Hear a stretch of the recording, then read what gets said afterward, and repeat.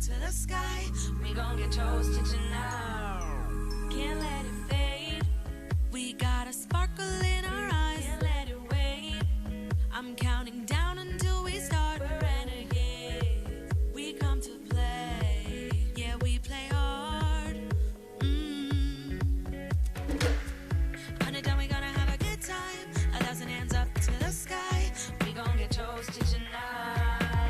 I've been feeling it all day. I wanna let it go. I wanna lose control. Oh, I'm ready to roll. And I've been daydreaming about this night for a long time. I wanna dance with you under the moonlight. I toasted all I want. I toasted I got life. I toasted the lovers. I toast to you and I toasted all I want. To you and I. To you and I. I'm on the edge. Feels like I've been walking on ice. Wanna let everything go and feel alright. When I hear the drums and the heartbeats, sweat drip down our bodies. Oh, I know we're living. Run it down, we gonna have a good time. 1,000 hands up to the sky. We gon' get toasted tonight. I've been feeling it all day. I wanna let it go. I wanna lose control. Oh, I'm ready to roll. And I've been daydreaming about this night for a long time. I wanna dance with you under the moonlight. I toasted all I want. I toasted a good life. I toasted the lovers. I toast to you and I toasted all I want. To you and I. To you and I.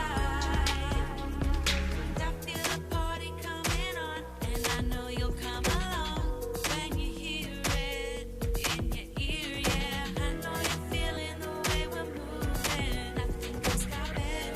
Good morning, millennials. Welcome back to the Morning Toast. Happy Wednesday. It is our third day in our new home. Very exciting. Really starting to feel the warm and fuzzies here at New Toast HQ. Really starting to feel at home here in our new home. That's what I was going to say, but I didn't want to say home twice in the same that's sentence. all we do. No, but I'm also feeling the warm and fuzzies. Because I would feel remiss if I wasn't being remiss. I'm just happy to be alive. Like, I sat on the show yesterday being like, I'm going to be a piece of garbage tomorrow morning. And I just want to give myself a big pat on the back for going out on a weeknight, drinking, having fun, but not taking it to the point where I can't function the next day. Like, Yeah. this is how you like slowly start to become a functioning alcoholic, and I'm really excited. Yeah, where the word adulting comes into play. Even though I fucking hate that word. I hate that word too, but like it's necessary. Like, I went to watch What Happens Live last night, which, by the way, I haven't been in so long, and you think like I've been actually many times, and I bartended, and you think like it loses its like glamour, but it's such an exciting place to be. One, not only like live television, la la la, but it's like Bravo is just so, and even Ben was like getting like the, and he like had no idea what was going on. What a production they put on. Yeah, showbiz, it's a very exciting thing. It's a very exciting business. We do it every day here at the Morning Toast, but, you know, it's nice not to be jaded. I just need to document my night really quickly, benchmarked by the wonderful, amazing toasters that I met everywhere I went last night. Ready? Mm-hmm. Me and Ben had dinner. The Watch What Happens Live office is like so far downtown Tribeca, so we needed somewhere to go, and you know where we went? There's an American Cut on Greenwich Street, and it was chic. You would love. Like, this is, The food looked really good. I thought you were at Polo Bar. I never leave my house, so I never can give good restaurant recommendations, but if anyone's coming to New York, I've been to 2 stellar restaurants. American Cut is an uptown steakhouse that's like fancy, but I guess there's one downtown, very chic, and there was a bartender there named Jessa who was such a big toaster. Like, she was so cool. She brought, I knew she was a toaster because I ordered a Diet Coke, and she brought it over, and it was the biggest Diet Coke I've ever seen in my life. She was like, I know you need a big one. And I was like, oh my God, Jess, I love you so much. And then she brought over like this caviar thing. She was just so nice. Some mushrooms. She was like, I know you're not going to eat any of this. It's for Ben. She just really was like, and she really like elevated the night, and she was making great margaritas. Like, it was just a good time. Then I went to Watch What Happens Live and met a girl who, first of all, I met a million toasters who were in the audience, but I met a girl who works at Watch What Happens Live who's a toaster. Her name is Belle. What kind of job does she have there? An important one, because she's in charge of the music that plays before the show, and she fucking played toast. That's great. So I was just like living for it. But she's not like the booker of guests who are podcast hosts. You know, she was like, you should bartend. I'm like, Belle, make it happen, you know? Yeah. And also, just a little side note that I think people would find really interesting is when they introduce the guests before the show starts, they like bring them out to get all the crowd hyped up. They play On Display by Melissa Gorga, which is such a good song to play. That's great. I was like, why do I know the song? And I just thought it was such a great anecdote. Then I met another toaster wearing her toast merch, sitting in the Oprah seats at Watch What Happens Live. Why was she in the Oprah seats? I don't know why she was special. She was just, I've been to Watch What Happens Live many times and I've never sat in the Oprah seats, and everyone who sits there is like somehow connected to Andy, or like if it was like Mama, you know? Yeah, yeah. It's a prestigious thing, and she was wearing the Rolling Stone charcoal cropped hoodie. Yeah, I saw on your story. Cropped t-shirt, and she was there representing her toast family in the Oprah seats at Watch What Happens Live. Love to see it. So those are the. I hope she got on TV. Those are some of the amazing toasters. Just a few of the amazing toasters I met on my wild night out in NYC. Love to hear about toasty encounters, truly. Toasty encounters. We're so glad you guys are watching live today. We want to just give a few quick updates on our studio situation, because for those of you watching on YouTube, podcasters, this doesn't apply to you because the audio is more premium than ever. Yes, it is. On YouTube, there's like a hissing white noise sound that we are working to get rid of. We are aware of the Hopefully, issue. By tomorrow, it will be gone. But thank you for your patience. And if it really bothers you, just listen as a podcast, because it's not on the podcast. Honestly, I listened to it yesterday because people were like, hissing, and I listened to it. And honestly, it wasn't that big of a deal. So stop complaining. We also have our carpet coming today, which I'm really excited about. It's a very pleeny carpet. And our couch should be arriving sometime in the next week or two. Just lots of updates. We are getting a brighter film for the window. Like, we are here. We are constantly evolving, and for the record, this is not a green screen, or these are real windows. But a helicopter just went by. Did you see? Oh yeah, helicopters going by. Sometimes birds fly by. There's smoke off the chimneys over there. When my close-up camera is on, you can see the streets and the cars. I want to talk about that, by the way. So now we have 3 cameras. Yes, hello, Rich. Hi. We have our individual Hi. camera. How are ya? Oh, no, that's mine. Hi. Hey. Follow me on Instagram. Tickets available at girlwithNoJobs.com. But when you look at my window, we have a northeast view. So, Dom, please hit me up with my solo camera, because we have a northeast view, and I get Long Island City, and there's nothing wrong with Long Island City. And then you go to Jackie's camera, and she gets how the are north. You? I get Upper East Side. Yeah, so it's just like not fair. And honestly, I think we should rotate seats every day. No, but your chair is the better seat, because we both have the same side that we like, and I let you have the chair. Yeah. Also, ever since I have this thing on my face, like, I just cannot sit on that side. Right. So like, you have the better chair, you have the better side in general, and it's your side for everything. And now finally, like, the underdog has her comeuppance moment. No, you have like such a chic New York City view, like.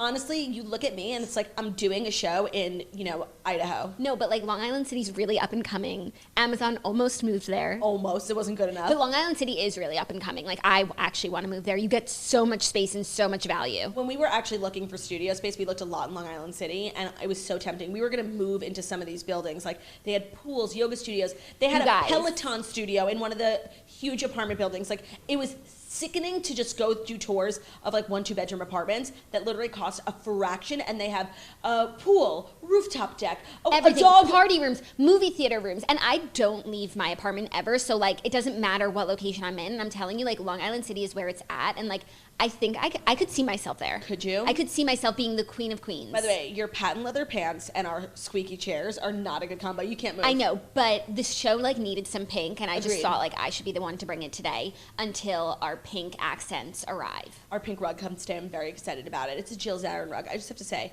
Jill Zarin makes a fine rug. I have one of them in my house too. Premium. Very premium. Is there anything else we want to chat about? Housekeeping items. No, I think we're recording a great Patreon episode tonight. we are with Olivia. Spoiler alert. Spoiler alert. So if you're not a Patreon member, head over to patreon.com/themorningtoast. We're doing, a one-on-one interview exclusive with the first pregnant teen. The first pregnancy. The FPS. It's really so exciting. So we'll be taking questions from the patrons later today. Oh, we do have an announcement that we want to share. Housekeeping. Oh, yes, Camp we Toast do. 2020 is Us. roaring in, and we want to give you the date for ticket sales so that everyone can set their alarms and whatnot. We took your advice. We asked if you guys wanted tickets to go on sale during the holidays so you could get it for someone as a gift, for yourself as a gift, and you guys said no. Holidays are expensive enough. Let us get some breathing time. So we are now going to give you about 2 weeks notice. Yes. So tickets will go on sale for Patreon members on Tuesday, January 21st. So if you want to make sure that you 100% have a ticket to Camp Toast, and if you're like buying for your friends and you just like don't want that anxiety, become a Patreon member and you can buy your ticket early. And then they will go on sale for everyone else on Wednesday, January 22nd. So Patreon has a whole day exclusive to get tickets. A lot of the questions I get asked are like, is it possible for tickets to sell out in Patreon, and it's definitely possible. It's possible. It did not happen last year. No. A majority of the tickets were sold, but we don't know anything could happen. And especially after last year's Camp Toast, which was like so incredible, so moving, like iconic, inspiring, vomit-inducing, incredible. Incredible, amazing. I don't know what the demand's going to be. So grow it up, give birth to it, put it in a blender. Mix it up. Yeah. Exactly. So if you are stressing about it, become a Patreon member. If you're buying for a big group of people and like you're extra stressed, Patreon. And you and I need to put some time on our calendars, like to really make some decisions about Camp Toast, because like we are elevating activities, we are elevating moments, elevating events, and we just have to take it to the next level. Where we went from Camp Toast 1 to Camp Toast 2 was such a leap that I don't even know how we could make Camp Toast 3. I mean, I have a lot of ideas, but how we could do it even bigger. I know, but it was mostly a leap because of the weather, and that's just out of our hands. Yeah, and the amount of people. I think we're going to have the same amount of people, right? As last year, yes. I think it was a good amount. We still got to meet everyone. We're going to make some changes. We heard, comments about last year. People really were upset that they spent the whole weekend with us but didn't get a picture with us, which is so crazy because I feel like I see them now at meet and greets. I'm like, I know you, but like we don't have a picture together. So we have taken everything into consideration. I just can't believe we're going to our third Camp Toast, like this little idea. It's really my favorite way to spend Memorial Day weekend. I couldn't agree more. And I want to invite even more friends of ours this year because it's just such a fun, friendly weekend. And we brought Kristen and Margot, having them there like made it so much more fun because technically like it's work for us. Like, it's so weird. Like, what do you do this weekend? I'm working, technically. But it's so much fun, and we love camp so much. And, like, I have so many fun memories. And our friends love camp. So and our friends love the toast. I agree that we should be bringing more camp friends. Okay, cool. And Theo's going to be coming back. He had the time of his life. I'm really so excited. Last year, I'm sure I'll get anxious leading up to it because it's, like, a lot of responsibility. It's a big undertaking. But this year, I'm even more excited than I was last year because it was just so much fun. It was so much fun. I just, like, can't wait to get my bunk all set up. I think my favorite part about camp, I mean, there's so many, but I love that we go up a day before. We get to, like, spend a day at camp, like, all alone at camp. We go to, like, Target. We get our bedding. Like, that's so fun. We go to, because this is the camp that we actually went to summer camp at, so we, like, know all the restaurants, Barley Creek. Like, that's my favorite part of camp. Totally. Yeah. I'm really so excited. I'm really excited for spring, weirdly. It's a beautiful day I'm not out a huge, like, weather person or a seasons person. Like, I don't... Clearly, with your pink pants and your short... I was actually thinking this is such a spring outfit. You're wearing capris and a short sleeve shirt. Okay, but I'm wearing boots, and I'm wearing my Pliny Puffer. Yeah, no, you're fine, you're fine. And I'm wearing pants, which is, like, better than tights. But the days are so short in the winter. It's crazy. It gets dark before 5 o'clock. No, I know. It's like walking home. It's tough out there for a woman walking home alone at night, but you're just trying to leave work at 5 o'clock and it's dark already. Get your pepper spray. Oh, for sure. Get your fucking We need a pepper spray sponsor. We do, or like a mace, or like a Swiss Army knife. Love it. Love that. Protect yourselves. Or you can use your Scentbird. Yes! You can't get... like pepper spray or mace in New York. Of course. I know a lot of girls who drive to New Jersey. Because only the crazies are allowed to have weapons. So true. I heard the craziest story in the New York teens group. What? Because like it was a story that was just so indicative of how fucked up New York is. This girl was like, I just moved here from Texas. The craziest thing happened to me today. I was having lunch. It was super nice out in Bryant Park. I'm eating like a salad with beans in it. And you know they have those like public tables with like chairs. So she was sitting alone and someone sat in the other chair and was like, what kind of beans are in your salad? And she was like, kidney beans or whatever, and the person put their hand in her salad and ate it. Oh my God, this city, you guys, it's going to shit. It's so crazy. Did you see that really sweet story about the swastikas on the subway? I did. Okay, it's such a sweet story, like everyone getting together their hand sanitizer to wipe them off. The story is that like everyone was on a train car and like all the advertisements had already been had swastikas all over like them. Jews go back in the oven, and everyone was just like on the train looking at each other while like this Nazi paraphernalia was just like casually written on the walls. And then someone had the idea to wipe it off with hand sanitizer, and the whole train came together to get it all off. And like they all really put their tissues together. It was really cute, really sweet. But like, what about the fact that there's a Nazi running around? I know. It's sweet, but like there's a problem here, right? Like, but the anti-Semitism is just out of control. In this city. Like, we're joking about it, but, like, what the fuck? No, because you have to joke about things that make you so fucking terrified. Scared, yeah. Mm-hmm. And I keep saying, I actually, like, haven't...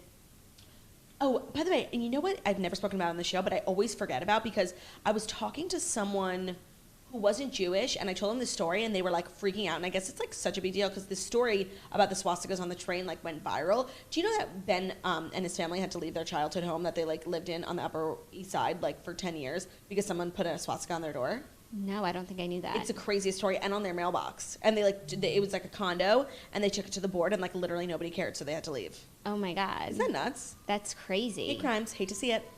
Hate to see it. Okay, well, I hate to have a pit so early in the morning, so let's just pivot. I already have a pit because I'm absolutely starving. Like, it's a physical pit. Oh, true. Starvation Nation. Because I got home last night and I didn't have any snacks because I'm turning into a responsible adult. Really? Do you want to tell us more about it? No, honestly. Oh, okay. Well, without further ado, I guess it's time. Feels like time. Who knows? For sure. Time is of the essence. It's of the essence, yes it is. I'm trying to sing to cover up the siren behind us, so you don't think you're getting run over by the cops, you guys. It's just the siren outside. If you're listening to the podcast while driving to work, you don't have to check your rearview mirror because you're not getting pulled over. You can continue to not wear a seatbelt or go over the speed limit. I think the siren is gone. No, wait, it's not. It's still churning. Okay, you're not getting pulled I don't over. even know if they can hear the siren. Anyways, without further ado, it is time for the Fast 5 stories that you need to know before you wake up and take a bite out of your morning toast. And everything's okay. That's what I was just about to Sounds say. like a lot. It sounds like police, fire. Yeah, like they called in all the big guns. All the big guns. Thank you, Jackie, for letting us know that it is time, and it is definitely time, but you know me, I got something to say, and what I have to say is that today's episode is brought to you by Daily Harvest. Let's face it, New Year's resolutions don't always stick, especially the ones that focus on health, because those require the most work. Like I did say I was going to stop eating bread baskets this year, but last night I had the most delicious basket. It was like a biscuit almost, I want to say. But Daily Harvest makes it so easy to eat well. They deliver thoughtfully sourced, chef-crafted food right to your door. Everything can be prepared in 5 minutes or less. Daily Harvest is something that you can enjoy year-round as... You guys. Something's going on. Something's going on. Oh my God. Is our building on fire? I don't know. Daily Harvest is something that you can enjoy year-round as a quick solution to get the fruits and vegetables you need every day. Daily Harvest works directly with farmers to harvest organic fruits and vegetables at their peak and freezes them with 24 hours to lock in their nutrients. Everything stays fresh until you're ready to enjoy it. Choose from more than 65 options like smoothies, hearty soups, harvest bowls, and overnight oats. Whether you're at home, at your desk, or on the go, Daily Harvest is the easiest way to have a delicious and nutritious meal or snack. Go to dailyharvest.com, enter the promo code TOAST to get $25 off your first box. That's promo code TOAST, T-O-A-S-T, for $25 off your first box at dailyharvest.com. Again, that's dailyharvest.com. Check it out, promo code TOAST. You can choose from more than 65 different options. I love a harvest bowl. I really do. Sign on, eat good. American Camper loves her Daily Harvest because when she doesn't have time to make breakfast in the morning. Because when her deadbeat mother is out, drinking. And now you met American Camper's grandma. Right, that's why she lives with her grandma, because her mom is a deadbeat parent out drinking every night at the local pub. That's why she relies so much on counselor Smith. She's seeking guidance and like a parental figure. She's seeking counseling, but that's why she also is with her grandma, Gracie. Oh my God. Also, I just want to say about the sirens, like that's what you get for being in New York City, and that's why I'm moving to Long Island City. No, so fabulous. Like the excitement. I lay in my bed or like watch TV, and there's never not a sound that I can hear. It's Of course. so crazy. Or I'll watch other people's like vlogs in New York. I was even watching the Chiara Frogni documentary, and she's like at one point in a hotel in New York City, and it's sirens the entire time. No, also then when I go elsewhere, like if I'm in the Hamptons, I wake up so early. The silence is fucking scary. Like Yeah, I know. I sleep- love the silence. I can sleep through like people talking. It's crazy. In my old apartment, I lived on a super high floor, like a 16th floor, and I could wake up from hearing people on the street just chatting. Wow. That's how, like, New York is just such a... It's like Carrie Bradshaw, even though she's the woat, she did say, like, if New York had a sound, it would be the siren. Okay, please just Like, stop quoting her. I can't If stand New York her. had a fruit, it would be an apple. Oh, also, I know you told me yesterday that you recorded the new E! Show, Pop Up in the Morning. I did. Did you watch it? I watched the first 3 minutes of the premiere episode just to see what it looked like. Not enough to say if it was good or bad. They were the bartenders last night, our competition. I was Oh, like, excuse interesting. me, no, literally nobody even noticed me. Like, I wish that they had just, like, taken some time to explain who they were. Yeah. And like why we should care and get invested. Yeah, but we'll see. They're very good looking. In person, I was like shook. Like that's why they got a show. Yeah, well, and obviously then they're talented. I'm not and saying. then who hosts the new E! News in the 7 a.m.? They do too, because they were on Watch so Evans Live crazy. last night saying they have to be up. They have a show at 7. That's so crazy. They wake up at 3 a.m. to do that. No, I know, said and on then they Pop do of the 7 to Morning. 8, and then they have to wait till 11. And then they do like their fun show. Yeah. Seems like a lot of work. Seems like you guys need someone to carry the load. Hey, But we have our don't- own studio. But we don't wake up until before Yeah, 8 no, a.m. I will take the 3 o'clock shift. Every day I wake up and say, when we started the toast, why didn't we do 11:30? Like even though I our know. show is like a very reasonable hour. I get very good sleep, and I don't even know if we pushed our show back 1 hour, would I feel any different? You wouldn't, because then you would just get used to then it. I'd be like, I wish it was 12:30. And then you would have less time in the day because Yeah. the day would start for you later. I actually think the time of our show is absolutely perfect. I agree. Like, and you really can like go out and have a few drinks, and if you're in bed, I was in bed by 1, and I got a decent 8 hours. Yeah, and for people who work, like you can get a little bit of work done, watch a show, Right. and then it's lunch. Yeah, Like, that's the best part. Hey, Really- Sally, what's good? The best part, especially when we have a guest, like you are done and it's officially lunchtime. Yeah, we just like, love lunch. I love lunch for you guys. Okay. And for me. Are you ready for the stories? I am, because I feel like there is a lot going on that I need to discuss. And also we're going to recap Vanderpump Rules because I did watch it this morning, and I have a lot of thoughts that I feel like may not be popular. Ooh. Yeah. Okay. I watched it, but I had taken Advil PM, so I hope I remember my thoughts. I have the craziest dreams on Advil PM. I literally remember sleep talking to Ben for a full hour, telling him how I thought Theo was the reincarnated ghost of our father. Well, he is, But, so like, that's not so crazy. No, it was a true awakening because I had never thought about that before. But then after having that conversation with Ben, I fully actually believe that Theo is the reincarnated spirit of our father. Fully believe. Like, he's such a support animal. Like, I can't even talk about it. I'll start crying. Like, Okay. it's so true. Let's get into our first story, like a bit of crazy legal news this morning. Jennifer, actually, we have 2 bits of crazy legal news. Creedal and I'm news? going to have to un-China Blac Chyna for it because it's really crazy. You know what? I could live with that. I actually kind of miss her. She was so crazy. Okay, Jennifer Lopez's production company has been sued for $40 million by the stripper who inspired Hustlers. Wait, that's so weird because last night at drinks with Jackson Brady, like we were just talking about like things we have in common. We were talking about Hustlers, and I was explaining to them that she's suing them $40 million. Why? Because she just thinks they didn't tell an accurate story. Well, so it's clear that it's about her because it's based on this article, the like Hustlers of Scores. Yeah. But they Oh, wait, changed is her that- name, but then they also put in things that she says didn't happen, like her cooking drugs in the kitchen where she lives with her daughter. Right. And like it's defamatory, she's claiming. It is. And so here's the juice. So did J-Lo ever claim that this? Did they publicly say that it's about this woman? No, but they publicly said it's about this article, and the article It's uses about the her woman. real name and everything. Yeah. According to court documents obtained by The Blast, the 50-year-old production company, Neurokian Productions, STX Entertainment, Gloria Sanchez Productions, and Pulse Sisters LLC, is being sued for $40 million by the woman who inspired the actress's character Ramona in the film. Her name is Samantha Barbash. Why did they name her Ramona? I don't know, because it was a New York City hustler. The publication further reports that Barbash, quote, claims the film producers approached her before production to obtain a consent waiver from her for the production of the film and their ultimate portrayal of her. She refused to sign off on the consent or waive her privacy rights. The film is based on a 2015 New York Magazine article titled The Hustlers at Scores, which details the real-life events of Barbash and her time as a stripper at Scores Gentleman Club in New York. Ultimately, Barbash claims that Lopez's production company used her likeness and her story without her permission, defaming her in the process, according to TMZ. More specifically, TMZ reports that according to the suit, Barbash said her character in Hustlers was portrayed as, quote, using and manufacturing illegal substances in her home where she lived with her child. According to the publication, Barbash added that those claims and portrayals of her likeness were untrue and offensive. Interessant. I mean, She's suing for $20 million in compensatory damages and $20 million in punitive damage, and she also wants an order requiring producers to turn over all copies of the movie. okay, well that's silly. She does have like a little bit of a thin argument when it comes to like the consent and name and likeness that of her, whatever, and the defamatory. She actually might win a little bit of money. She's obviously being insane, asking that every movie be taken off the market. But I kind of feel her. I mean, at the end of the day, it's like, it's so silly at this point. Like, what you like the crux of the movie, like you're a criminal, like, you know, like Right. you drugged and robbed men, like, Right, it's like we weren't judging you for making the drugs in your apartment. no, right, like that's like the least of our concerns. And honestly, like I just feel like the longer this woman stays out of the spotlight, the better. Yeah, like I don't know about from a legal standpoint because they did change her name, and I'm sure that they said somewhere like these are based on or not totally true. But from like a human standpoint, it seems like she has a case, you know? No, 1,000%. Just from like a totally third party perspective. Because it's like clear that's based on this article. Like if you just do the smallest bit of research, you can figure out who it's about. 1,000%. And maybe like she didn't give them permission to use her likeness, which is why maybe they changed her name. Yeah, of course. But is that enough? No, and when I've been seeing any press that they've done about Hustlers, they talk about how commendable it was that they did the movie so fast. I think they said they filmed it in 29 days, which is like a crazy thing in Hollywood.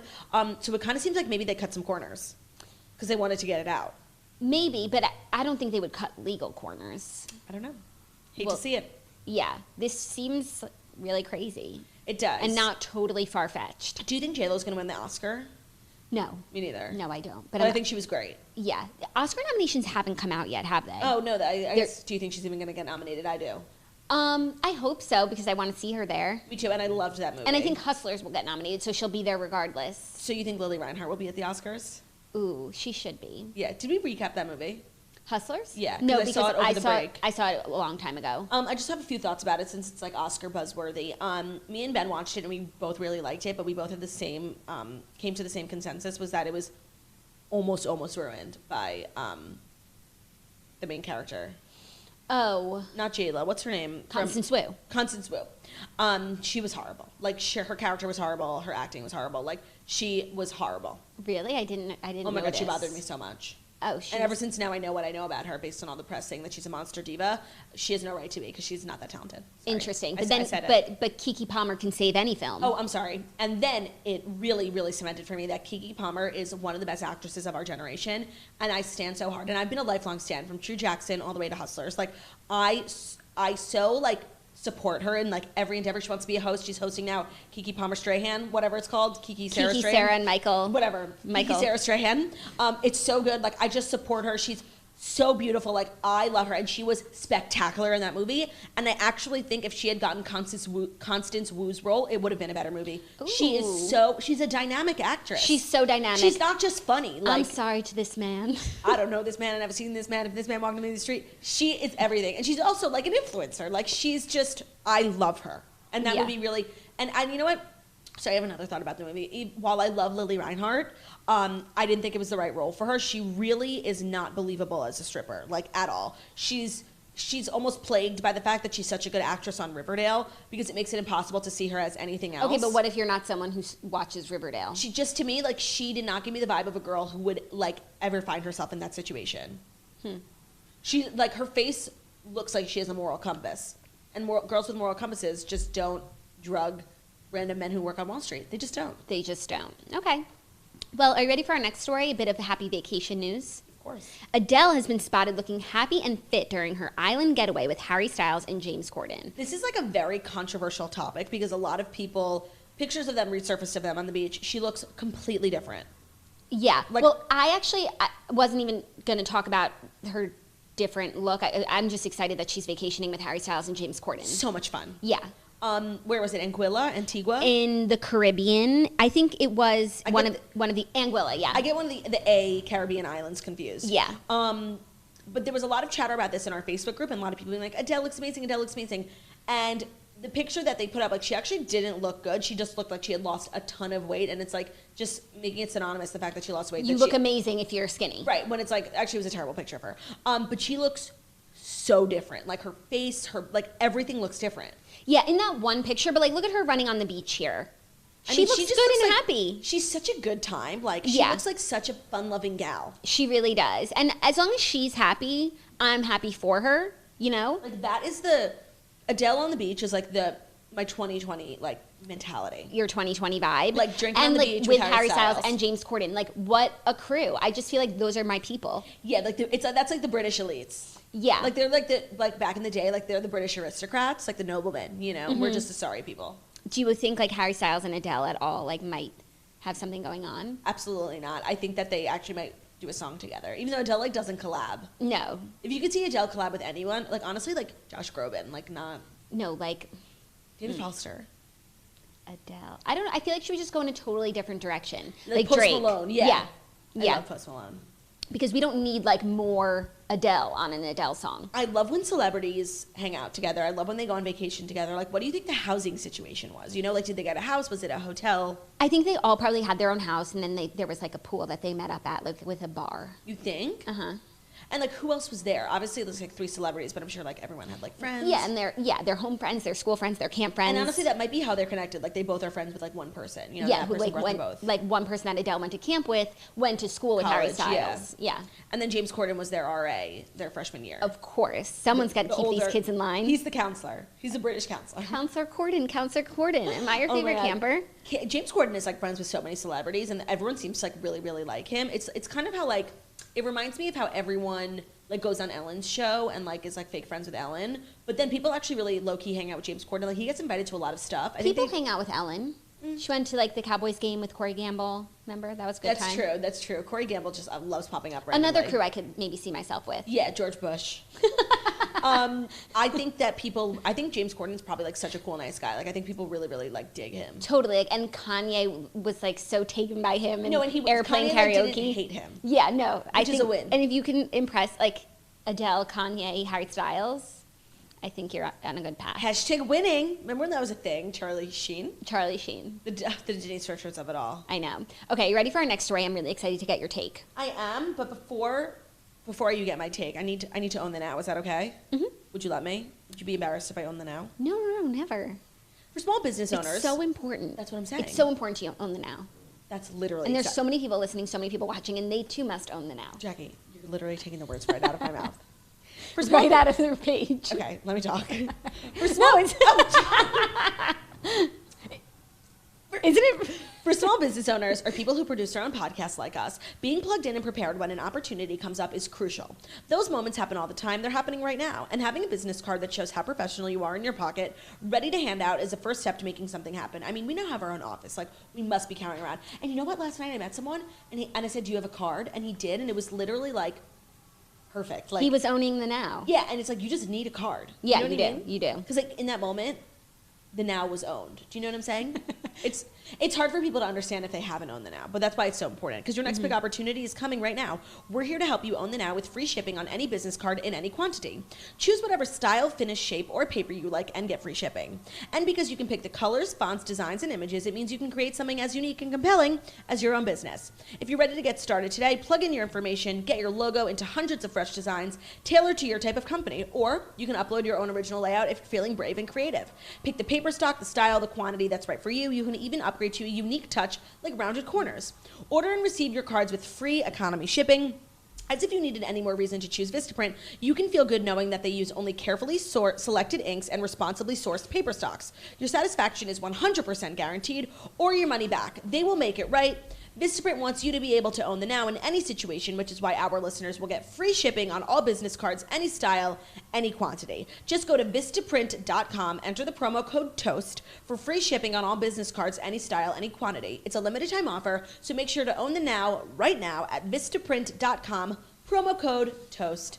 It's like the sirens know when I'm doing an ad and they just start sirening.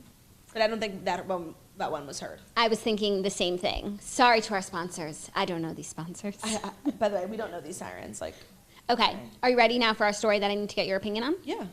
YouTube star Emma Chamberlain covers Cosmopolitan's February 2020 issue.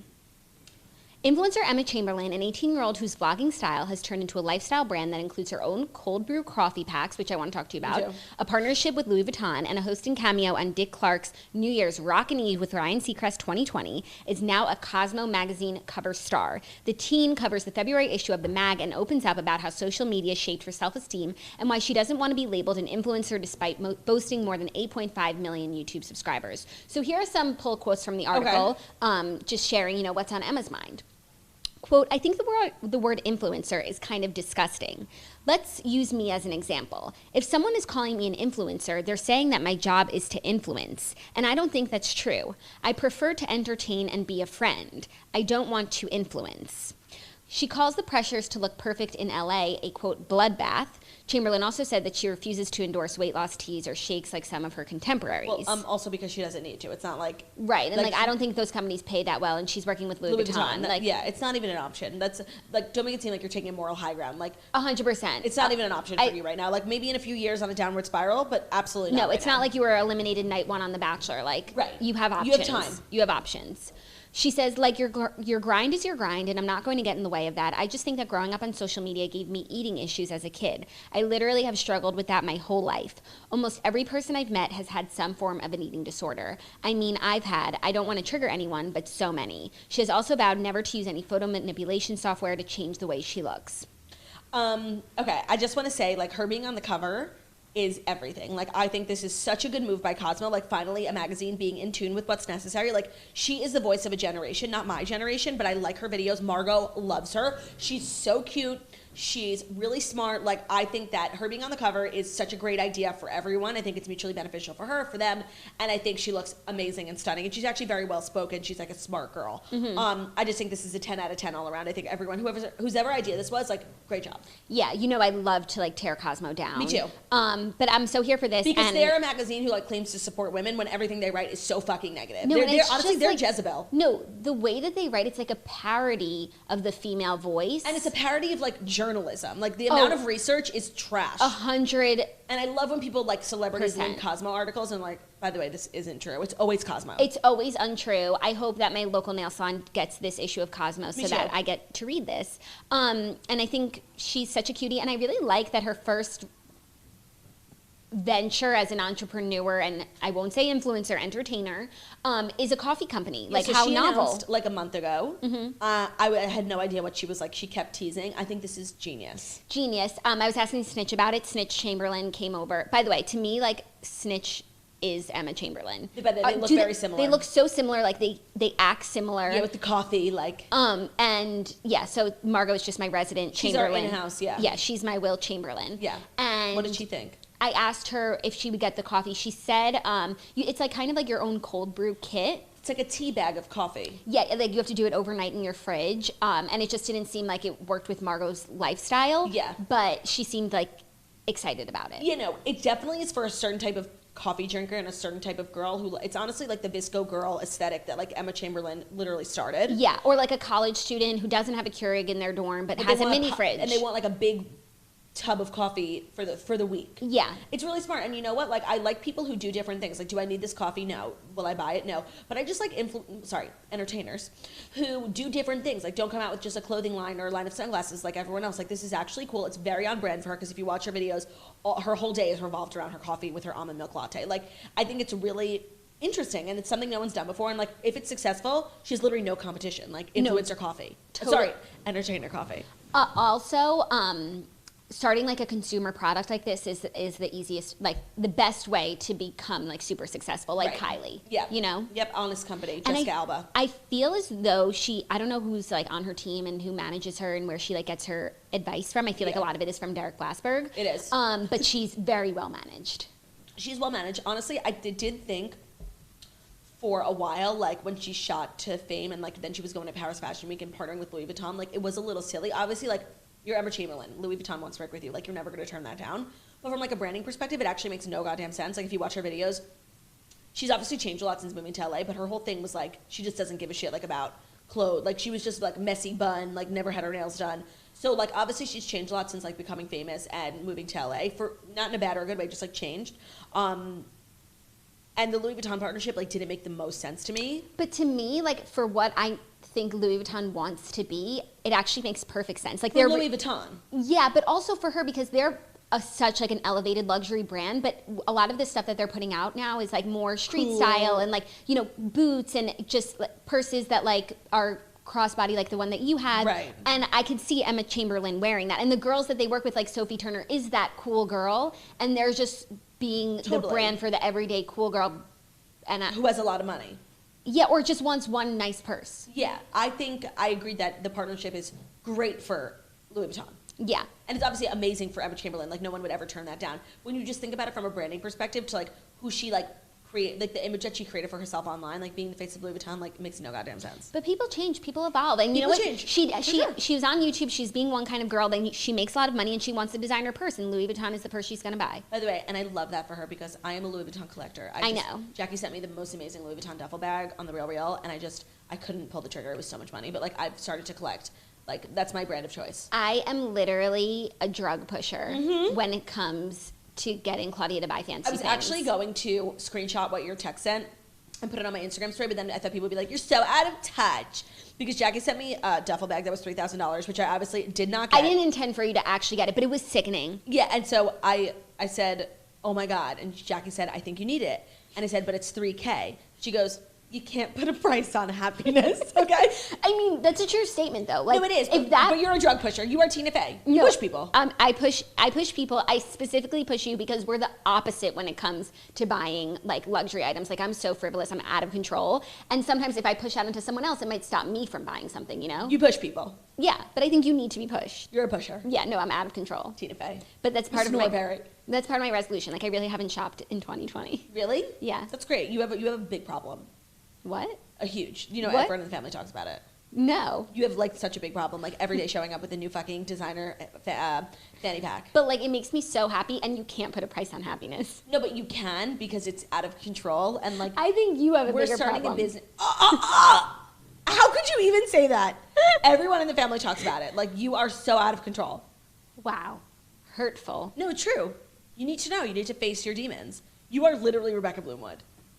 Okay, thanks. Like, we're literally having brunch, and we're all so exhausted. Me and Olivia are like, if any of these bitches want to go shopping, like, we're not going. I'm like, yes, Olivia, we have a deal. We sit down. I could shop, Jackie. Like, yeah, we know you could, bitch. Sit down.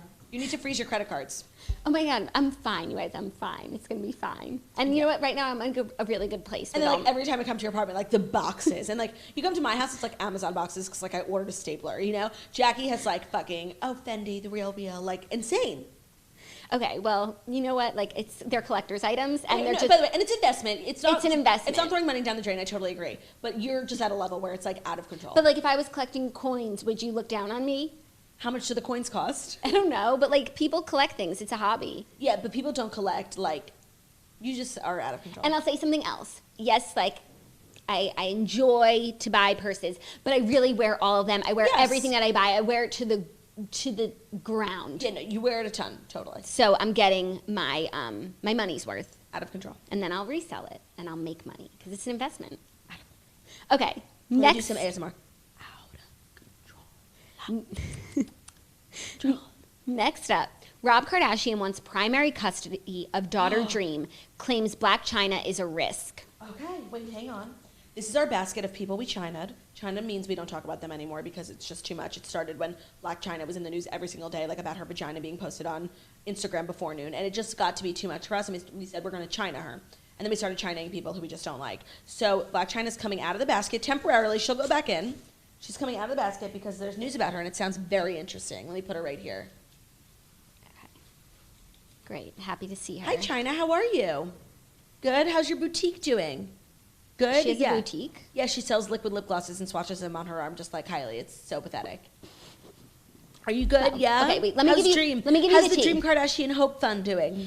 Successful? Let me give you the tea, because it's Okay. really crazy. I haven't heard this yet. Rob Kardashian recently filed court documents with requests that would reduce Chyna's time with Dream to only weekends with a nanny serving as a supervisor, according to reports. This is that Kris Jenner lawyer. Wait, Rob's legal documents also request Chyna submit to drug and alcohol testing no fewer than half an hour prior to her visit with her daughter. The supervising nanny would also have the authority to terminate Chyna's visits with Dream should he or she witness any violence around the 3-year-old. Rob also claims Chyna has been snorting cocaine and making violent threats to people, including strangers, in her home. He also alleged she's gotten physical by throwing objects at people, including her hairstylist, whom mom. she once allegedly attacked with a knife. All of Chyna's alleged behavior has purportedly taken a toll on Dream, who Rob claims has started acting out as a result. Yeah. Dream has started, quote, oh my God, naked twerking and acting out sexual positions that she said her mom taught her. I'm sorry. Claims Rob, sorry. according to documents Say that obtained by one more TMZ. time. This is so... Dream has...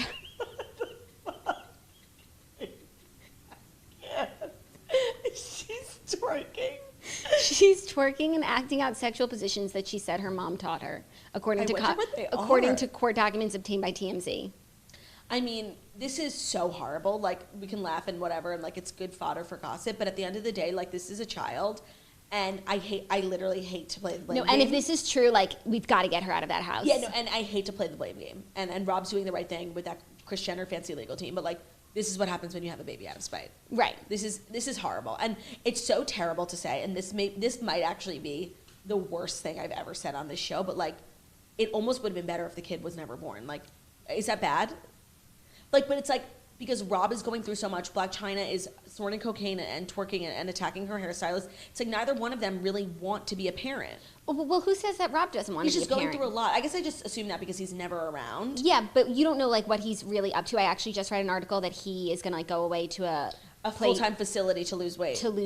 But so where's Dream going to go? And also, let's not forget that Kendall did say on James Corden that Rob is the best parent of all the siblings. So right. I mean, she said that for a lot of reasons. I don't think truth being one of them. But she said that. No, I'm not doubting. I take that back. I don't think he's a bad parent. I just think like this baby was almost like inconvenient for them, and they never like really changed their lives to include a baby. Which is what Rob you have to and do. Chyna. Yeah, like collectively. Yeah. Like they thought it would like make them more money and become more famous, and then the rug got pulled out from underneath them, and Rob went back like kind of into hiding, and Blac Chyna wasn't famous anymore, and she couldn't change her name to Angela Kardashian, and they like left the baby behind. And I think that the girls, the Kardashians and the Jenners, like pick up a lot because they're full-time moms. Like that's all they care about, and they're all such good moms.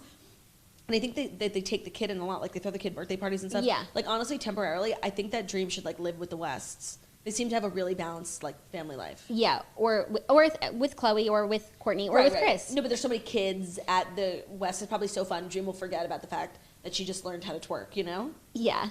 This is just terrible. Like so sad. Really, like when it's like funny up until it's like not, and it's like this is a child. No, it's not funny at all. And it's like it's really sickening, and I just can't believe, like, remember that whole saga when he started dating Blac Chyna? It was like so crazy, and then they were engaged, and then they were like doing, you know, pool parties in Vegas, doing appearances together, and then she got pregnant, and like that's when it stopped being funny. Yeah, like it was a joke, but until it wasn't. What a crazy twist for this story to take. Yeah, you know. I really hope the kid's okay, and honestly, I hope that this is just like a lie. I just do. Right. Like it's. Who can even come up with crazy shit like this? Like the kid simulating sex positions. I can't. Okay, I'm going to switch gears like in a major way here. Yeah. Because our fifth and final story is a little bit of tech news. I guess it's tech and business because CES took place this week. You know what CES is. Of course, the Consumer Electronics Show that we weren't invited to in Vegas. We need to go next year. We are a consumer electronic brand. We are. We really, really we should are. do a live show. I just want to go to Vegas. And we're going to Vegas, and I'm so excited. But some new tech products coming out of CES that I thought might pique your interest. Okay. Are you ready? Yeah. The 4-day show, which opened Tuesday, is a place for companies to unveil their products and services for the coming year, though Apple, Google, and other tech giants often hold their own announcement events. Streaming services and surveillance technologies are among the hot topics this year. Here are some highlights from the show. One product that deals with nutritional DNA. A London startup believes it can help you make healthier diet choices at the grocery store using your own DNA. DNA Nudge collects your DNA through a cheek swab and sends data related to nutrition to a wristband. If you have a genetic predisposition to high blood pressure, the wristband will tell you to stay away from salty snacks. So like the wristband will tell you how to shop for groceries based on your DNA. For me, that's a little too big brother. Yeah, also like you could take my DNA all you want, but you just don't know my mood. And sometimes, should we put her back in the basket? I think she goes back in the basket. Sometimes my mood is like, I'm not even hungry, I just want to eat. Like, is my DNA going to be able to tell you that I'm just bored? Yeah, no, but the DNA is just trying to keep you healthy. Yeah, but you know what? Everyone just like, and their attempts to keep me healthy, it's not working. Okay, so just leave me alone. Okay, this next one is the best idea I've ever heard. It's called, it's not called anything. Oh, it's called Bartesian. No need to shake or stir. These machines will mix cocktails for you. Oh, They're like Keurig coffee machines, but for booze. Drop in a pod filled with ingredients, slide in a glass, and less than a minute later, you'll have a martini or a Moscow Mule. In fact, one of the gizmos is made by Keurig. DrinkWorks by Keurig sells for $299 and can make Cosmos and fizzy drinks such as vodka sodas. Each pod makes one cocktail and costs about $4. I can make a vodka soda too. Okay, a vodka soda, yeah, but you put your alcohol of choice in like what would be the water container. So in the pod is no alcohol. No, just the ingredients. The pod mixes in juices, herbs, and other flavorings, and then a touchscreen on the Bartesian lets you choose how stiff you want your drink. Right. There's even an option for alcohol-free mocktails. Cute. I think this is really cute. I wish there was a way for it to work with your actual Keurig machine because I don't want two big hunks of junk in my kitchen. On your counter. Yeah, no. I mean, it does sound expensive. So if you buy a box of pods, how much is it? Like $60? Oh, for all the pods? $4 a pod. $250 for a pod. Oh. For not the Keurig version. Bartesian is not Keurig. Got it. Cute name, Bartesian. Yeah. I like that. I think this is a really cute idea. I wish it came out 5 years ago when I was really enjoying cocktails at my home, you know? Yeah, were you just whip up cocktails in your house ever? I used to. Remember when I took a bartending class? And you won the contest. And I used to make drinks for everyone during pregame. Oh, yeah, That was so yeah. exciting. That was cute. I could have really used this machine. You could be on Vanderpump Rules. I could be. Oh my God. A bar back. A few other new tech advances is Google is adding a privacy undo feature to its assistant voice technology. So you know how your machines are always listening to you. Mm-hmm. Well, if you say something in front of Google and you want her to forget it, you say, hey, Google, that wasn't for you. And she'll erase it. Oh, very cute. Like that. Will it just update in all their Google Homes? Or you have to buy a new one? Hopefully it will just update. Yeah. Also, Samsung has an idea for a new robot friend that's as simple as a ball that rolls along beside you. It's called Bally. Like Wally. Yeah. Very cute. Just like a friend for Theo.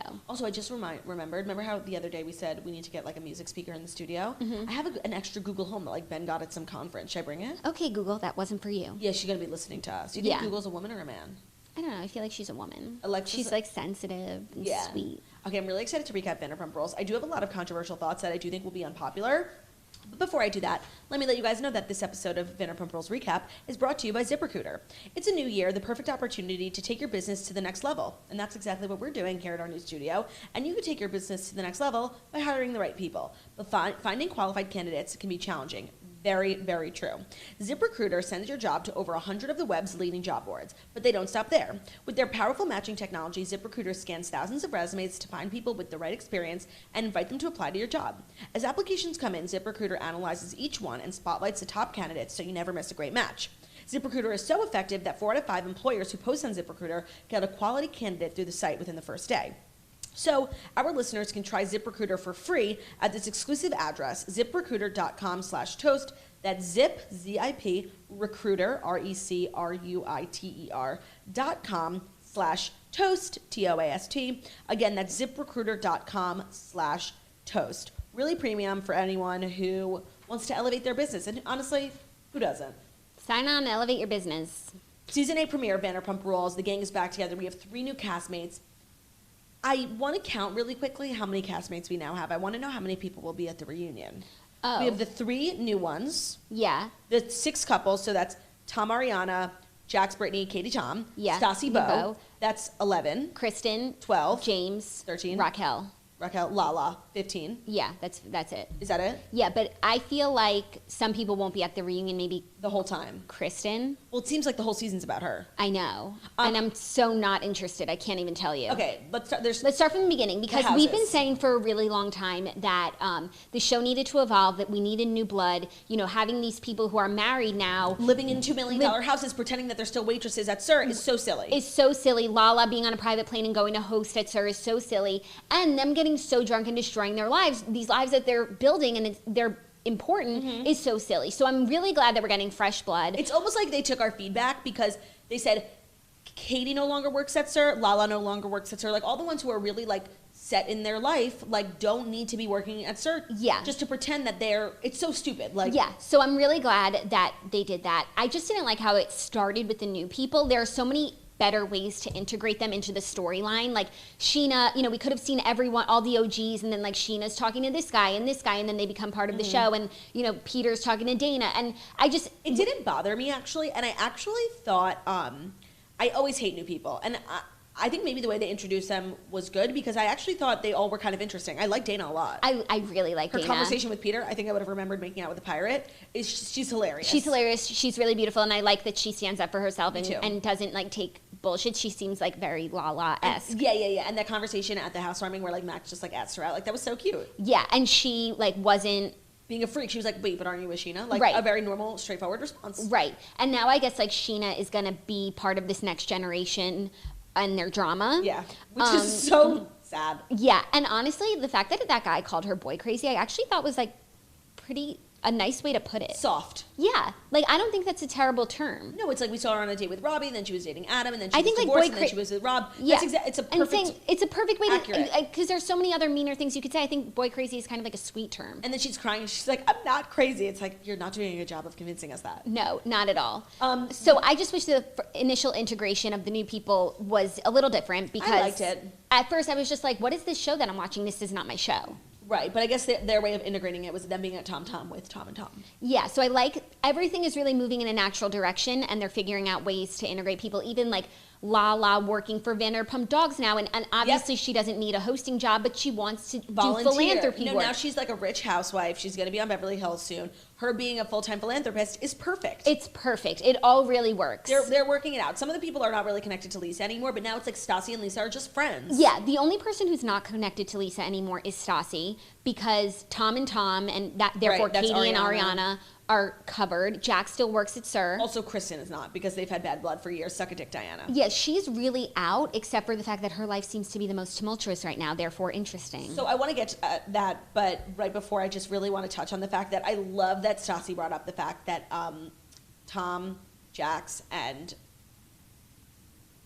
the other Tom all have the same house. Oh, totally. Because I've been seeing them on Instagram, and I know that they're all like colonial white new builds, and they literally look so similar. And I love that someone pointed it out, because you couldn't pick one out in the lineup. It's really true. And they're all being like competitive about their houses. And I know everyone, when I was at Watch What Happens Live, like all the polls were like Jax is being a dick, but like I kind of understood him. Like I didn't think he was being a drama queen. And you know what? He wants to make this one thing and be about himself, and he wants to be like a Grimzilla. Like that's his prerogative. We had to deal with so much during Katie and Tom's wedding. Like why is he not entitled to now be a little bit annoying? I just think I agree, because of the precedent that people have set, making the summer about them if their birthday falls during the summer. It's my summer. Yeah. Like, are you kidding me? But for me, like, in my life, I would not tolerate anyone who uses their wedding as an excuse for things outside of their wedding weekend. Agreed. You but know? that's what this group is, like using things as their excuse. Like when people are going through stuff, like you can't be mean to them because. But you're right. Katie set that precedent. Yeah. So I okay. Okay. But they made up. But I got the vibe from Watch What Happens Live last night that Tom Sandoval and Jax are still not on good terms. I think it gets worse. Yeah, it's weird because, and Jax was obviously wrong that Tom never sent him that text, but it's like there are probably unspoken things between people that it's like, even if you send that text, it's like the subtext of it, you know? Yeah, I just didn't think, like, everyone was so, like, strongly agreeing with Tom Sandoval, and I just wasn't. Like, neither one of them were totally right or wrong. I just didn't take Tom's side so strongly like everyone else in the audience seemed to. I just feel like there's intangible weirdness, and and people, them all acting like being demoted from a best man to a groomsman is a big deal. Like, ridiculous. No, and having more than one best man to begin with, and then Tom Schwartz being like, it's going to be so much pressure being the best man by myself. Like, are you guys fucking kidding me? No, I think the unspoken weirdness has a lot to do with like the competitive nature of just like now being full-blown celebrities. Like how big is your house? $2 million, 1.9. Like I think that there's an unspoken competitive nature to being on that show and being at the level of success that they are, because like they all just do the same thing, and they have the same house, and they live in the same neighborhood, and they do the same job, and they work at SUR, and they're making money per episode. I think there's definitely like a weirdness when it comes to like just being competitive. That's natural. Yeah, it's just like an awkwardness where it's like we all came from nothing. Now we all want to be bigger and better than each other. Yeah. And it's like Stassi's on her own planet with her New York Times bestselling book and her podcast and her tour. Like it's definitely competitive. It's competitive for, I think, Tom, and Jax. Agreed. Everyone else kind of has their own thing going on. Yeah. I just want to say, like, as the resident Lala Kent apologist, I have nothing to apologize for today. I love her so much. She looked so beautiful. Outfit. I'm so happy that she's sober. And the way she talks about being sober, it's like, it just makes everyone want to be sober. She makes you want to be sober. Like I actually, when I was making my bed this morning watching, and I was like, I wonder if I would be sober. Like it makes you just think of it as a possibility. No, I'm not a full vegetarian. Like I don't really drink as much as I used to, and I just could really relate to her wanting to change her life like that. And a new outlook on life as like a mature person who doesn't need alcohol to have fun. Yeah, so I was really proud of her. She looked absolutely stunning at Lisa's house. Like, yes, but my unpopular opinion comes in now when it comes to Lala and all the girls as it relates to Kristen. I just thought it was like so unfair of them to just be done with Kristen because her life is messy, and it's like, are you kidding me? Like, good for all you guys. You're all in great relationships. You're all moving into houses. You're getting married, and that's amazing. And I commend you. But like, don't discount the fact that you were all in a very similar place as Kristen, not 2 years ago. Like, I just think it's so unfair of them to just, like, now because they all have their life together and Kristen is, like, kind of taking her time getting there, for them to just totally discount and, like, think she's being annoying. And I just, is she being dumb with Carter? Like, 1,000%, but, like, be dumb, and why do they care? And honestly, Kristen made the greatest point. Kristen was like, if I ever went up to Randall and started having a conversation about her relationship with Lala, or if they were in a fight or something, like, that would be so inappropriate. And I get that Carter is, like, just like a hanger on her, but it's like, that's Kristen's problem, and like, she's working through it, and it's maybe not the way that you want her to work through it, but just like, be a friend. And you could be annoyed. I have friends who make bad decisions and they call me and like, you just talk it through, but that's what being a friend is. Like, you don't have to agree with what everyone was doing. I just thought it was so unfair of them to like cast stones on Kristen just because her life is kind of messy, when it's like, now, okay, now, you know, Stassi's a best-selling author, Lala's marrying a millionaire. Like, okay, their lives all got together and good for them, but like, just not fair to just totally write Kristen off because she's being annoying because her life isn't right. Like, I just thought that was so unfair. I agree with you. I could see how you see it that way, but I do think when you get older and your time is more precious because you have more responsibilities, and when you're getting married and it's just a whole nother chapter of your life, like, the time that you have for your friends dwindles. It's not like it was in your 20s when you're living next door to each other and you can just like pal around all day. And to spend your time with someone who makes bad decisions and doesn't take accountability for them and then backtracks and lies, it's like no one has time for that. And I understand why it's like, if I had a friend who was just, I couldn't get behind anything that they were doing, any advice I gave them fell on deaf ears, and they just continued to be on this hamster wheel, yeah, I would be like, you know what, this is not a good use of my time. You do what you want to do, like, I'm out.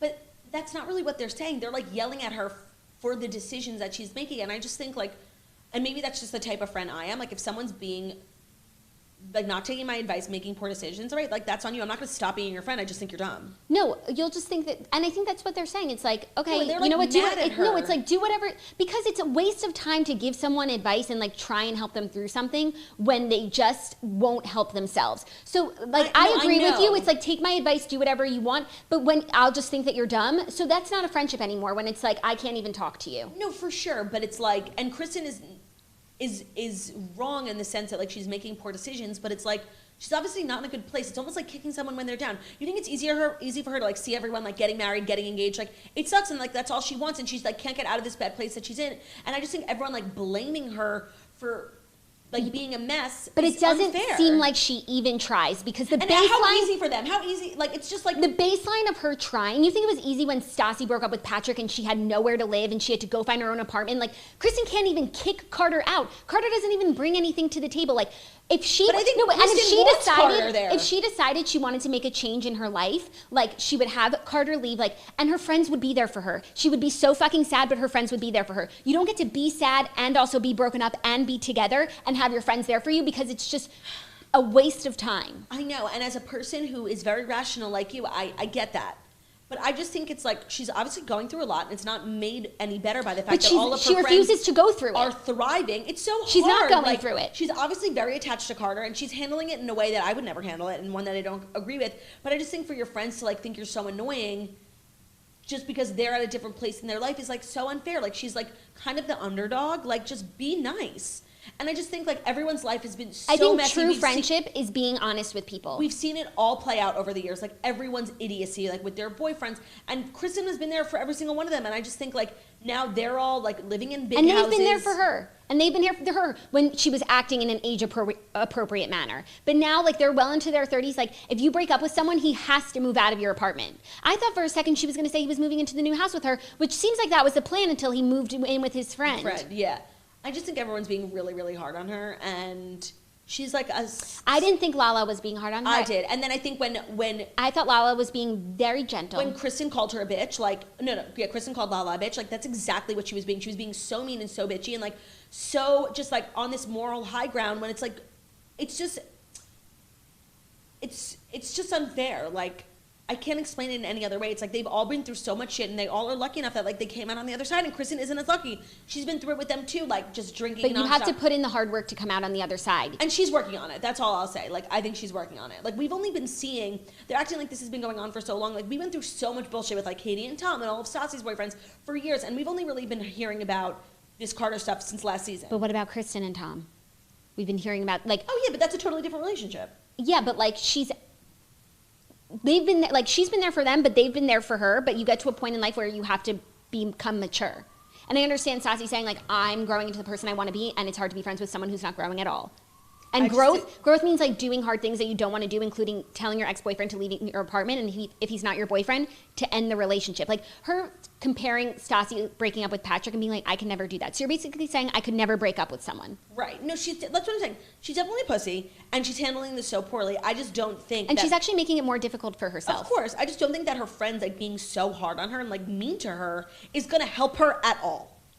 But I don't think anything can help her, honestly, except herself. Yeah, except herself. So I understand that there are people who deal in tough love. I'm one of those people, too. No, it just seems a little hypocritical for everyone to, like, suddenly just, like, distance themselves from her because she's going through it, when it's, like, they're now just being like, oh, we went through it, like, a few years ago, like, now we're over it. Like, everyone has had shit on the show. Everyone has been through a lot and had to publicly, like, break up. And yes, she's handling it poorly. I just think it's, like, so hypocritical of them. Like, no, oh, we're all good now. We're married in our big houses. Like, fuck Kristen. I don't think it's like that, because if she were really going through it, because she's not going through it. She complains about the breaking up, and then she's not broken up. So if she were going through it and at her low point and single, like, they would be there for her. But she refuses to even get to that point, and she just, like, wants to live in this, like, purgatory, and they can't stay there with her. I just think it's a little hypocritical. I understand, but I think you and your patience level, if you had a friend like that, you would have absolutely, I think it's easy for you to ask them to be better friends when it's not your time that's being given. No, because I can compare it to relationships in my life where it's like people are on the downward spiral and they're making bad decisions, and I still talk to them and help them through it, and it's annoying they never take my advice, but that's just what being a friend is. Like, it doesn't take a lot of effort to give advice. Like, and if the person wants to follow it or not, great, you did your job as a friend. It's, like, not that serious. But for the amount that they all hang out, I don't think that you can relate to having a friend like that who, like, really drains. Yeah, you can pick up the phone and say whatever you want, but then you go back to your life. But, like, these people are so intertwined in their own lives that when, like, Kristen is bringing everyone down, like, they really feel it. It's not just like a 20-minute phone call that's uncomfortable and then move on. Do you know what I mean? Yeah. I don't know, I just think it's like a family member. I think that, right, exactly. And you're there for family no matter what, even if they're being dumb and annoying. No, but at a certain point, it's like, figure it out for yourself. Like, I can't help you anymore. For sure. But they're being mean in the process. Like, the way that they're, like, I think the way, and then, like, I think the way Lala was speaking to Kristen is so condescending. It's like, good for you, Lala. Like, your life is all together because you met a man who changed your life. But, like, that's not happening for everyone. And I just think that, like, the condescension is so hypocritical. Because they've all been through shit, and they're all lucky enough to have come out on the other side. Any of them could have been Kristen. Yeah, but that's the point. It's like, well, you make the changes to not be that, but Kristen won't make those changes. I don't think she's as mentally strong as everyone else. Then get strong, bitch. That's so much easier said than done. You as someone who is mentally strong. Do you know what I mean? There's just something about her that's, like, a little sad, and I think everyone could be doing a better job at, like, at least just, like, coddling her. And I know that's, like, not an effective way. For how long? Forever, until she figures out it's her life. At some point, it's like, it's your life. Do what you want to do, but, like, I'll be your friend. I think their definition of friendship is so much more labor intensive than yours. For sure, but are you comparing it to family? Yeah. Yeah. No, not family, because family you can't ever cut off, you know? So but I think that's the type of, like, friendship they all have. Yeah, I agreed. You know? Yeah, but I don't know, maybe like a cousin. Yeah, no, I get tough love. It's just so much easier said than done, you know? Mm-hmm. And honestly, I've never really, like, been through a tough breakup, so I don't know how easy it is to just cut someone off. And maybe, like, Kristen's right. Like, Stassi's very, like, she compartmentalizes. Like, she cut Patrick off, and it was probably really hard for her, but, like, she just did it. Some people just aren't that strong. And I think Kristen is one of those people. I'm sure it's really annoying to be your friend, but, like, be a friend. Like, I think it's especially annoying when you've been through it. It's kind of like how Brittany's handling it. Like, Brittany's not totally cutting off Kristen, even though I know she probably thinks Kristen's making bad decisions. But Brittany, like, has a heart of gold, and she's just one of those people, and and most of us aren't that. No, I think the other girls are way too extreme on the other side. Like, tough love. They're just being human about it. Like, it's fucking annoying. They're busy. They have lives, and it's just like, we can't keep doing this. Make a decision and stick to it. Even if that means staying with him, they would support that too. Just stop going back and forth. I just think it's, like, really extreme. Like, you don't agree with someone else's decision making, so you're gonna cut them off. Like, they're not. I don't think anyone ever said cut off, but, like, no, they're like, I'm done, I'm out. Like, it's so final when it's like, at the end of the day, they didn't do anything to hurt you. They're just making annoying decisions. I wasn't getting cut off vibes, but it's like, I no longer care about this. Do what you want. But then if you don't care about someone's life, like, that's not a friendship. Katie Pastor wrote in the comments, this conversation is very Cancer Scorpio. Like, I think I'm being a real Cancer right now, like sensitive weenie, and I think you're being really Scorpio, like really cutthroat. Yeah, I guess that I am. But I think it's also hard for us to relate. Right, to because this, I've never because been... we're not people in their 30s dealing with fellow 30-year-olds who are just not growing. Right, and I totally and I don't know how I would act. I totally got what Stassi's saying. It's definitely frustrating to like be evolving in your life, and everyone around you is evolving except one person. It's like kind of dragging you down. But like that doesn't warrant cutting off a friendship. Like just because you don't agree with someone's life choices doesn't mean that they can't be your friend. People are different. But it's not cutting off a friendship. Like it just becomes a different kind of friendship, which is what they're saying. Like, Kristen, yeah, you'll be my friend, whatever, but it's not going to be like how it was because I can't spend that much time with you. It sounded like it was very final. Like they wanted nothing to do with her anymore just because she's like a little sad. Yeah. Oh my God, there is a crazy person in the YouTube stream making the user. Yeah, get her out of here. Oh, the drama. Oh, you're all over it. Okay. Seems like it's going to be a really good season. Oh, they premiered a clip from the wedding, and I saw myself in the audience, just like, I think I was smoking my jewel, which is so disgusting. That's so funny. Yeah, it looks like a good season. I'm excited. It'll be really interesting. Like, I feel like this is a very big moment to see how the show is going to move forward, you know? Is it going to become... It is a very big moment. Is it going to become Vanderpump Rules next gen, or is it going to become a show about adults? A show about adults, and I'm they'll more probably. Here for that. I'm here for the show about adults because I love this crew that we've come to love. And they're still adults, but they're very silly with like the water gun beer. Like it's funny, right? So it'll be interesting to see how the show unfolds. Yeah, I'm excited. Anything else? Nothing else was on last night. Oh, Siesta Key, but we had already seen it. Yes, we saw Siesta Key a little while ago. I'm so glad that everyone could watch it. The show is so good. It's so beautiful. Kara's back. Did she get her nose done? Yeah. Yes. It looks the same. Her and Garrett are so weird. Her and Kelsey like can't fucking stand each other, and I get like that they're supposed to be hating each other over Garrett, but it seems like a little bit more extreme. I think they both saw what each other said about each other on the last season, and they like kind of went below the belt, and they like are coming in hot. Yeah. But obviously the most important part of the episode was the fact that Madison came back from LA. This is the part that we could not get over, that we were teasing, that we were just like, you guys have to see this to believe this. Madison came back from LA telling everyone she has a new boyfriend who's older, and he happened to have been the producer of their show for the first 2 seasons. What's his name? I don't know. I don't remember. Rob or something? Not only is he like so much older, he's just like not what you would expect, like a girl like Madison. No, not only so much older, like if she had an older man, cool, but like a former producer on their show, like I'm shook to the motherfucking core, like he was there producing her while she was like dating Brendan. I fucking can't. And now he's on the show like taking shots when he was literally behind the camera not 3 months ago. No, it's so crazy. It'd be like dating a teacher. Yeah, and then, no, like, it's Mary Kay Letourneau. And teachers coming to house parties. It's so weird. It's honestly disgusting. Made even more disgusting by the fact that honestly he's not cute. Like it's just the weirdest thing ever. And honestly, Chloe's reaction but was, like Madison seems to be the one with her head screwed on the straightest out of everyone. She is such like a good, smart girl. So like if she's so happy and so in love, like I'm here for it and I believe in it. Especially because everyone on the show is like so immature and they're not ready for real relationships, right. And it seems like she is. So I'm happy for her, know that I am, and I believe in it because I believe in her, you know? Yeah, I just think that she's really never been like my favorite character, but now she's one of the most interesting characters. Like this is so odd. I'm very curious to see how it plays out. He meets her dad, and the dad is like, "This is weird. He's too old for you." Now he's just like drinking with them, and that's the weirdest part because he used to be their boss. His name is Ish. Ish, which is the whole thing is so weird. Juliet is back. She's not dating Alex anymore. She's with Robbie, who now, you know, Chloe and Amanda are like, is he right for you? Like, what is his intentions? They're not together right now, so I just think, like, watching them will be a waste of my time. No, and also, like, Juliet Porter is 21 years old, like, on a reality show, just having the time of her life. Like, I don't care if Abby Hayes is right for her. Like, it's not about that. No, she's living the life. We're not going to be seeing them down the aisle. She's selling Fab Fit Fun, and she is fabulous, fit, and fun. Yeah, and she's whatever.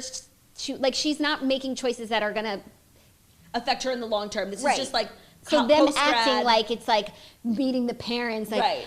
What are your intentions? Well, I'm glad she finally graduated college. I think that'll really change like the scheduling of the show. I think she'll be around where we don't have to watch her like driving back and forth to Tallahassee. I think this is just really good. And I'm glad that she didn't drop out of college. Like, I think she easily could have as a girl who just like shot to fame on a reality show. Like people think their life is going to change. Meanwhile, Siesta Key like could get canceled and like her life would go back to being normal. Right.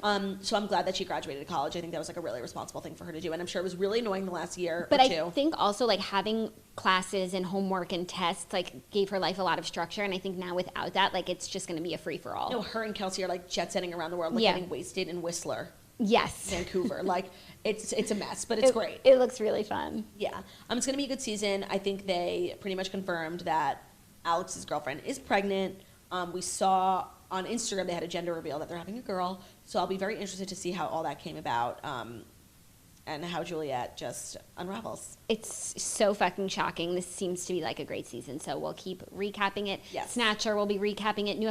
New episode of The Snatcher, new episode of Mood. And Date Night. And new episode of Date Night. There's just so much content. We'll have a new Patreon episode for you soon, so I hope that, we can help get you through these long days. It's lunchtime, you guys. It's 11:40. Head over to Sally, grab the water cooler, and go get lunch. Thank you so much for listening to the Morning Toast, the Millennium Morning Show, where we go live Monday through Friday, 10:30 a.m. Eastern Time on YouTube. We're also available as a podcast anywhere podcasts can be found. So that's Spotify, iTunes, Stitcher, iHeartRadio, Public Radio, CastBox. There's so many places. So whether you watch on YouTube or on your podcast app, please leave a subscription, leave a review about 5 stars about how stunning, beautiful, and smart we are.